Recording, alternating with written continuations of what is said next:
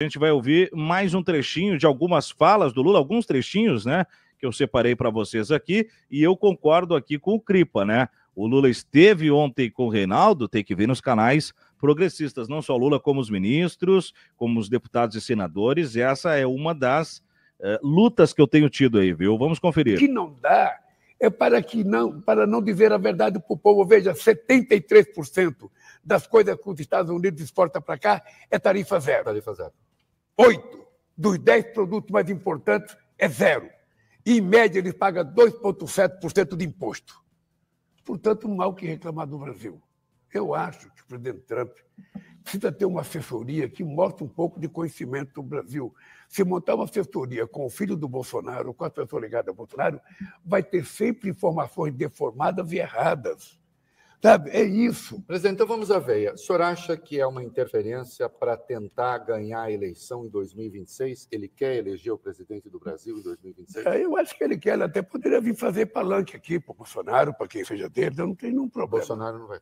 Não tem nenhum problema. Ele pode vir fazer campanha aqui para quem ele quiser. O dado concreto é que quem foi eleito aqui nesse país toma posse. E é importante o presidente Trump saber. Eu perdi 3 eleições. E em cada eleição que eu perdi, eu voltava para casa para me preparar para a próxima. Então eu sei perder. Eu não fico com denguinho quando eu perco. Sabe? Quando eu perco, eu vou para casa me preparar. Eu não fico culpando urna. Eu não fico culpando o adversário. Eu, às vezes, culpo a mim mesmo. Agora, o cidadão que o Trump está defendendo, ele não soube perder, não teve sequer coragem de passar a faixa para o presidente eleito e estava preparando um golpe. Um golpe que envolveu muita coisa. Aliás, eu vou mandar informar o presidente Trump de como é que foi essa tentativa de golpe. Sabe? Porque é preciso que o Trump saiba o que estava sendo feito aqui no Brasil. Ele sabe porque ele fez algo muito parecido, só que no sistema deles ele não foi punido. Não, é porque eu disse que se ele fosse aqui no Brasil, ele estaria sendo julgado tanto quanto o Bolsonaro está sendo julgado. Muito bom, hein? Muito bom. O discurso do Lula afiadíssimo. E falando em afiado, quem também esteve afiado em Band News ontem foi o deputado Ivan Valente, indo para cima do escroque do Ricardo Salles. Mandou lenha o Ivan, sempre valente, né? Lula falou do coisa, não é da coisa. Boa, Fábio Krause. Boa tarde, voz trabalhadora, é a Tânia Mendes. Boa tarde, Tânia. Falando em camarada, amanhã no canal 3 Irmãos, professor João Pitilo, vamos apoiar turma, Sidney Cripa. Vamos apoiar, certo. Olha o Ivan Valente aqui indo pra cima do Salles. Confere. Para de falar em ditadura, é mentira. Eu acho que o Salles pegou o tema errado para discutir com um cara anistiado. Eu fui torturado. Eu passei 6 anos na clandestinidade e não pude trabalhar. Meu diploma de engenheiro ficou preso 9 anos, até a anistia. Eu passei pelo DOI-CODE. Lá no DOI-CODE nós temos o tratamento da ditadura. Cadeira do dragão, choque elétrico, geladeira, afogamento simulado. E se eu não tivesse lutado antes, você não seria deputado. Porque eu fui condenado pelo artigo 14 da Constituição para criar partidos políticos que só eram permitidos pela ditadura. Você não poderia ser deputado hoje, porque eles não queriam, eles fecharam o Congresso 3 vezes. Eles caçaram gente no Supremo. Isso é ditadura. Vocês atacam a democracia, vocês vendem a nação para o Trump, vendilhões da pátria. Isso é traição à pátria, apoiar. Pacotaço contra a criação de emprego, contra os empresários brasileiros, porque o Bolsonaro tem que ser solto, porque o Trump está apontando o dedo. Boa, Ivan, boa, pra cima deles. E falando pra cima deles, o bom papel jornalístico sempre tem que ser destacado, pra cima especialmente dos vazios, né, de reflexão e pensamento, o caso da Leda Nagli, e aí eu quero rodar um trechinho aqui pra vocês, porque é bem agradável quando a gente vê bolsonarista tomando osso, né? Vamos conferir, especialmente pela sua falta de capacidade cognitiva. Confere comigo aí, ó. De tentar... Está satisfeito com esse governo? Você acha que está indo bem? Eu acho que esse governo se preocupa com a massa, ok? Esse governo se preocupa em equilibrar a renda no país. Então, eu quero que alguém em sã consciência venha me dizer de que está errada a política do PT de tentar beneficiar os pobres. Mas você acha efetivamente que o PT está tentando beneficiar os pobres? Olha os programas. Essa medida que o governo está tentando implantar faz tanto tempo que o Centrão barra. E agora vai passar isenção de imposto de renda para o salário até 5 mil. Até 5 mil. Ok. Então, para os empresários, 800 bilhões não é nada. Alguns bilhões para os pobres. Problema fiscal. O país cresceu quanto no passado? 3,4%. Já teve uma pandemia. Não, peraí. Ano passado. Ano passado. 3,4%. Okay? Este ano, 2.000%. Ano que vem, um pouco abaixo de 2.000%, se não mudar o tarifaço de 50%. Essa taxação do Trump não será dramática? De jeito nenhum. Primeiro, o país vai conseguir achar outros mercados, né? E provavelmente a um preço um pouco maior. Como diminuir o prejuízo, né? É isso. Não só isso. O fato desse imposto, que nem começou ainda, já subiu o preço de suco laranja. Então, o que o Brasil está vendendo para os países já está ganhando mais. A economia tem vasos comunicantes. Né? Essa retórica da direita é... o que eu vou dizer, né? É questão de neurônio. O Brasil é um país que hoje tem desemprego no nível mais baixo, economia crescendo. Maior safra de grãos da história do Brasil. Mas o governo do PT não é simpático ao agro. Ao contrário, você viu as verbas que estão alocando para agro? Ao contrário, os nossos agricultores nunca ganharam tanto dinheiro. Muito obrigada. Toma, distraidinha. Toma, canalinha. Não tem nem adjetivo para uma imbecilóide mau caráter dessa. Não, mas bolsonarista, Lê. Ela é o Bolsonaro de saia, né? Mas foi lindo, né? Ela tomou... eu tenho certeza absoluta que ela achou que o Lawrence P., que é presidente do Moinho Pacífico, o maior produtor de farinha de trigo da América Latina, que o Lawrence P. ia vir para pegar o rabo de foguete dela e dar pau no governo. E ela, pá, tomou. Coisa linda, cara. Coisa linda. Ela é o Bolsonaro de saia, Lima, porque ela é burra que nem o Bolsonaro, ela é mau caráter que nem o Bolsonaro, ela fala merda que nem o Bolsonaro. Tá? Ela é... eu tenho que cuidar, porque depois o cara toma ainda um processo. Mas é irritante, Irritante. E... Bem, vou me acalmar um pouco aqui. Mas é muito bom ver quando eles não estão esperando e aí vai faltar argumento e tal, né? Porque, afinal de contas, não estão preparados para uma abordagem que saia, né, do seu roteiro. PGR arquiva pedido para investigar Carlos Lupe e cúpula da Previdência Social sobre roubo do INSS. Vai ser tema aí do nosso programa, da resenha com o Portinho na sexta-feira, para a gente desdobrar. É uma pauta que o Portinho domina muito, né? E aí a gente certamente vai abordar aqui. Depois da coletiva, na verdade, da declaração, né? Não uma coletiva de imprensa, mas da declaração ali do Fernando Haddad e do Lula, na saída do evento, o ministro Fernando Haddad foi abordado e nós temos aqui o trecho dele já numa coletiva aqui, na verdade, na abordagem de imprensa. Deixa eu trazer aqui esse trechinho, mais um, com a gente chegando já a quase meia hora de programa, agora sim subindo para 210 simultâneos. Obrigado a todos vocês, vamos juntos aqui. O pacote de apoio para os exportadores vai ser lançado amanhã de manhã? Isso. Vai ter celeridade para isso? O presidente disse que sim. Eu não sei dos preparativos, que não é da minha alçada, mas o presidente disse que ele ia assinar hoje, mas ele preferiu anunciar amanhã. Está na linha do que eu já disse nas emissoras, em outras entrevistas, exatamente aquilo, mas vai estar detalhado os valores, os processos, vai ter uma entrevista coletiva dos técnicos na sequência da solenidade. Mas o presidente preferiu assinar amanhã pela manhã. Sobre a reunião com o secretário de Tesouro. Sobre esse plano foi ontem, anteontem, à noite. O texto está 100% definido. O setor produtivo foi consultado de alguma forma, concordou com o que vai ser lançado, né? É um projeto que contempla as várias demandas do setor produtivo.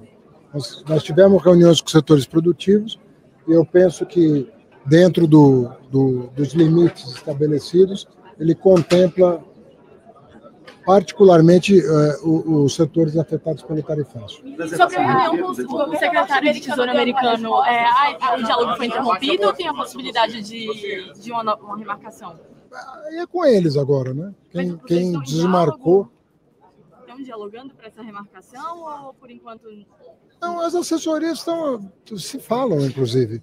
Mas aí, agora, a bola está com eles. Tá bom? Obrigada, da agência, linha de crédito, o que o senhor está pensando? Não dá para prever. Até o presente momento, a gente acha que é o necessário. Mas vamos ver o desenrolar. Dentro da meta, ministro, o plano? Sim, respeitada a meta. Obrigada, gente. Obrigada. Ministro, o anúncio deve ser feito pelo senhor, pelo presidente dos senhores, amanhã. No Planalto. Tem que checar o horário. Eu não estou... Creio que vai ser amanhã de manhã. Mas cuidado com mim.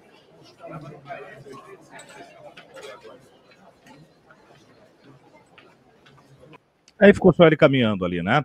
Mas bem, mais um trecho. E, gente, no meio disso tudo, né, desse desafogo que o Brasil tenta a partir dessas medidas com relação ao tarifaço, houve também os contatos em caráter externo, em especial Lula e Xi Jinping. Na segunda-feira, a gente noticiou aqui na terça, início de tarde, né? A ligação rolou na segunda de noite. E aí o Elias Jabbour, que é um grande especialista no tema, ele analisa essa ligação de Lula e Xi Jinping. Eu quero trazer o entendimento dele a respeito, mas antes o Sidney Cripa está dizendo que tem poucos likes, são mais de 240 simultâneos e apenas 142 likes. Deixa o like, gente, like, se inscreve no canal quem não é inscrito, é de graça, compartilha o nosso conteúdo, vai fazendo girar o giro de notícias aqui. Eu conto contigo para a gente vencer os algoritmos, essas redes que são feitas para a gente não dar certo, mas a gente teima em sobreviver sem um arranhão da caridade de quem nos detesta. Fala, professor Elias. Olá, pessoal, tudo bem? Elias Jabbour aqui comentando esse grande acontecimento que foi a troca de ideias por telefone por 1 hora, ou seja, algo nada usual na relação entre países, de Lula para Xi Jinping, onde se discutiu basicamente multilateralismo, se discutiu o pontapé inicial, vamos dizer assim, desse grande arranjo político que é os BRICS, e como que isso pode ser um arranjo funcional para enfrentar o tarifaço do Trump, porque esse tarifaço não é um fim em si mesmo, é uma tentativa de reordenamento mundial, uma tentativa de resetar o comércio mundial, à luz dos interesses dos Estados Unidos. E esses interesses dos Estados Unidos coincidem com uma governança baseada no caos, e é um momento que eu classifico como um momento da grande política, onde 2 grandes estadistas entram em campo para tentar desatar os nós de estrangulamento que impedem o desenvolvimento global. E hoje, essa chuva de incerteza que o mundo vive sobre as tarifas de Trump é um grande problema, porque incerteza impede investimento impede comércio, e ao acontecer isso, o mundo para, ou seja, as coisas estão ficando cada vez mais difíceis no Brasil e no mundo por conta desse tarifaço. Então, esse é o momento da grande política em que Lula e Xi Jinping entram em cena para buscar uma solução coordenada entre os 2 países e também dos BRICS no geral, diante dessa nova ordem global. É o que eu chamo também de um momento em que os BRICS se afirmam, vamos dizer assim, pode vir a se afirmar enquanto bloco e não enquanto somente um arranjo político como é até aqui. Por outro lado, também tem essa questão que envolve a necessidade das relações Brasil-China chegar a um patamar diferente. Não somente o Brasil construir portos, aeroportos, estradas com a finalidade de ser um corredor de exportação de commodities para a China, mas nós começamos a nos aproximar do que eu chamo de uma integração produtiva total entre os 2 países. Um processo em que o Brasil aproveita das oportunidades que a China cria, a partir do seu processo de desenvolvimento, para a nossa reindustrialização, uma reindustrialização que pode ser baseada também, não somente na expansão das nossas infraestruturas e nas indústrias correlatas que foram destruídas pela Operação Lava Jato, mas uma industrialização baseada em energia renovável, baseada em valor agregado no Brasil, com apoio chinês, a formação de joint ventures industriais, a formação de cinturões econômicos industriais entre Brasil e China, ou seja, uma série de iniciativas que podem colocar a nossa relação com a China em um patamar muito mais elevado do que nós encontramos hoje.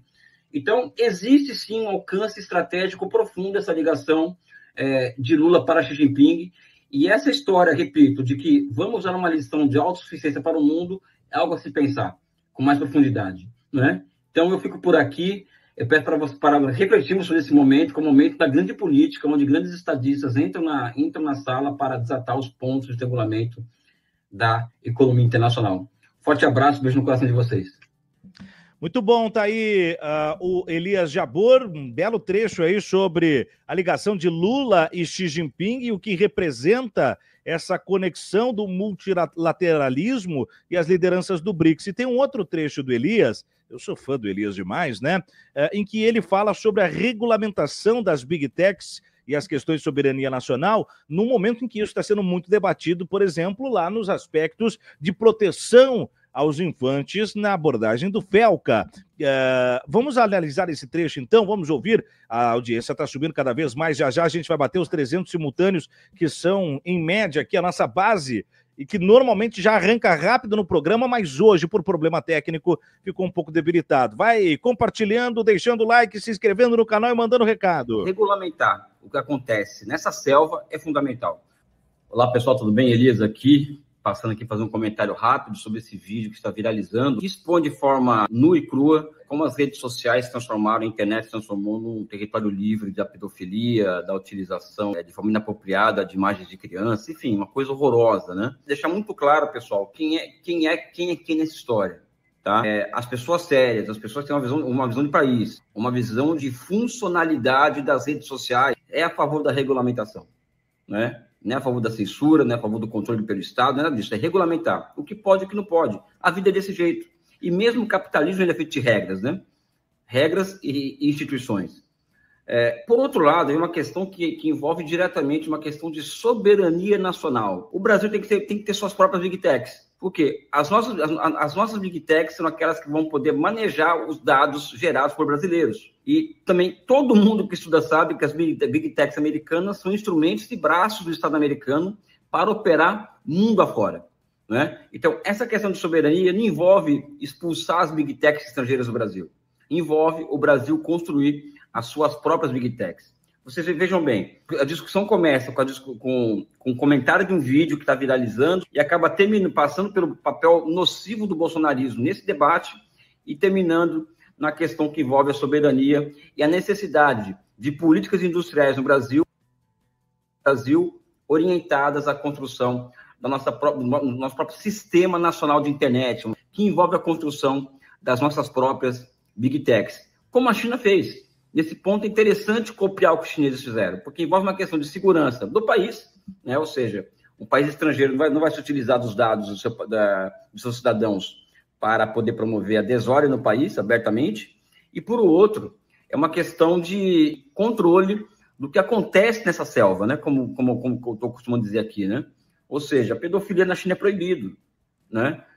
Conteúdos nocivos à sociabilidade geral é proibido, literalmente. E qualquer país capitalista minimamente sério também faz esse tipo de proteção de dados, né? Proteção do que acontece na internet. Um forte abraço e um beijo no coração de vocês. Muito bom, Elias. Obrigado pela contribuição também. E nós